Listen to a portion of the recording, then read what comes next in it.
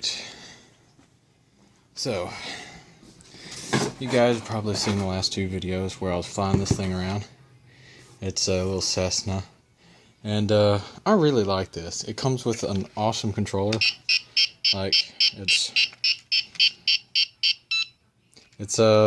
pretty nice. You can see it has a screen to help you find where all your trims are set. It'll show you what the channel percentage is. It has low and high rates, which is really nice. About the plane itself now, they come with these small little props. And to be fair, it flies fairly scale with these props. These are 4 1/4 by, I think, 2. So the angle of attack is 2. And these aren't bad. I did notice it comes with 2 different styles. This is a B style, which I think is a little less aggressive than the other A styles. I don't know if they're supposed to give you 2 Bs and 2 As, but what comes on the plane is a B, and I had 3, or the 3 spare props that I had were all As. I think the A's have a little bit more attack in them, because I feel like it has a little bit more power. But maybe that's just me. But all these props are fairly scale. Let me just reject that call for a second.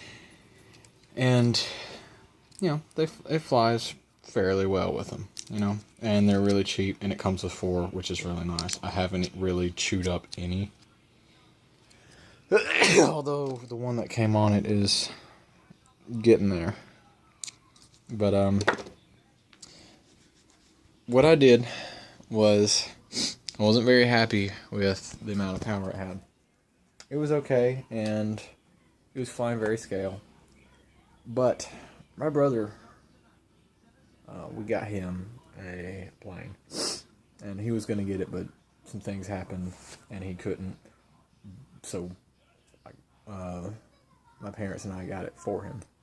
And this one is a well-known one, really good one. Would I suggest the 182 to somebody starting off? Probably not. I'd suggest this one. It is the hobbyzone duet RTF, and it is really nice. It comes with an excellent package that we just keep everything in. Slots for 5 batteries, and your charger can go in there. Very, very nice packaging. And let's go ahead and take the bracing off. This is just like medical tape. Kind of weird. It's cloth tape. And here it is. Comes pre-assembled. Everything you need. Even the little Velcro patch for the battery is the one that comes with the plane. It's stuck on the plane and stuck on the battery. So all you have to do is put the batteries for the controller, which come with it, very nice, in there, and plug the battery for the plane in there, and it'll charge it. Or you can do what I did and go ahead, get a second battery.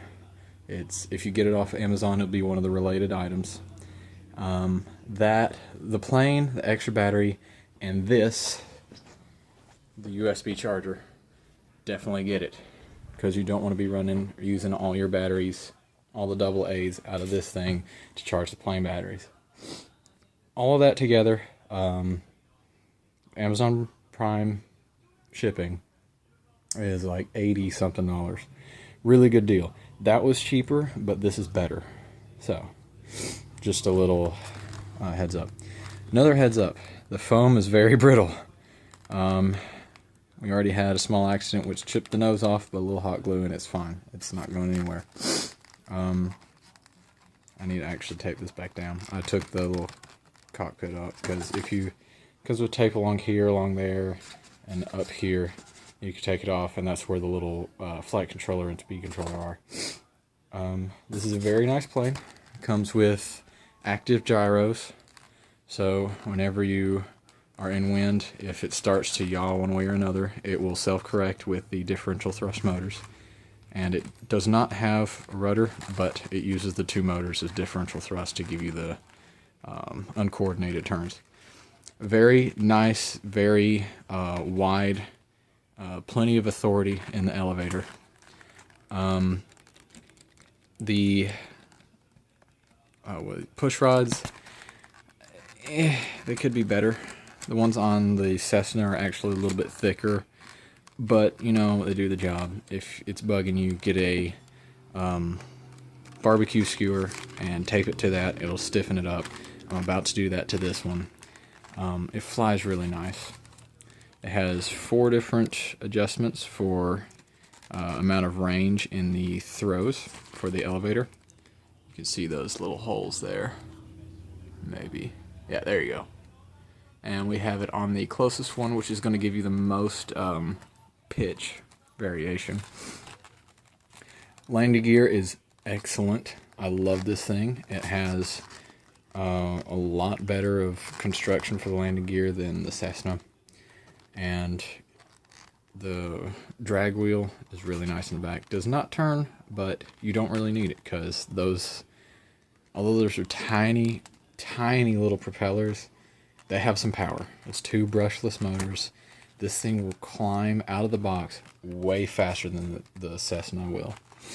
And it will glide forever because it's basically a powered glider. Now, why am I telling you all this? Because TLS TV2 is pretty much going to turn into our hobby channel.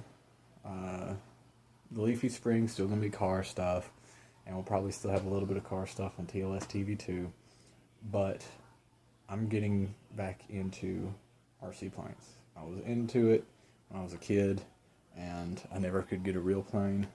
I got Real Flight G4. That's how long ago it was. That had just come out. It was the latest version. And I still have my Interlink, G3 Interlink.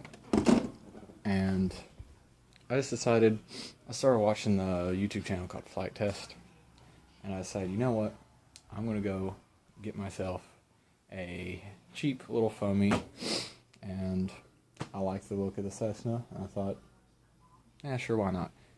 It was 50-something bucks shipped to my door with 2 batteries, a charger, 4 propellers, including one on it, and a radio. It was ready to fly. It was really nice. Love how this thing comes with 2 batteries, and these are fairly substantial batteries. These are, I think, 500 milliamp hour. Yes. Nice little batteries. Nice charger, USB. Now, I mentioned earlier I did not like how it had basically a lack of power. It's flying very scale, but to get really high you have to find thermals to get you up there. Whereas the Duet would just climb. Duet won't go vertical, but at least 45 degrees of climb. I decided, you know what, there's a hobby town on my way from where I live to college. There's a hobby town on the way. So I'll stop by, pick up some new propellers. And this is what I did. I got 2 different propellers because I didn't know which one would work better. I've only put one of them on yet. But I do know that the one that's on there, way more thrust. On a low battery, it makes this thing almost hover. It will almost hover on a low battery. And it's a 4-blade, 4.5 by 3. And it was like $6 thing. Yeah, $6.99. Also picked up a 5 by 2.75. Haven't put this one on yet. Don't think I will for a while. Because A, this looks awesome. I mean, just look at that. It looks amazing. It looks like a bush plane with that huge propeller on it. It did not fit, so hot glue's your friend. And I went ahead and the way this was set in there is it was set way far back, and I wanted to bring it up forward more so I can like get in there and work on it. Because the, what's it called, shaft in the gearbox here is not secured on the back. So mine just like moves back and forth. So I have to shove it forward, and there's like this little notch cut out. So I could shove a screwdriver in there and push the main gear back on. But anyway, so hot glued that on. It's balanced really well. And I had a low battery in it, and I just put this thing on. I had a low battery in it, and I just hooked it up just to see how much thrust I was getting. I was holding it like this, and I let go, and it started to slowly go down. Of course, it was turning because of the torque of the motor, and I don't have ailerons or any kind of, really good control of that. But it would want to hover, and before, if you just did that, it'd fall just like that. I mean, this has way, way more thrust. So, you will see a flight video later today of the Cessna and the Duet. I'll try to get some footage of both of it, but I will be flying, so it might be a little weird. But if I don't get any real footage, I'll come back with another video telling you how this worked. But already, I can tell you, $6 to make this thing way more powerful. Do it.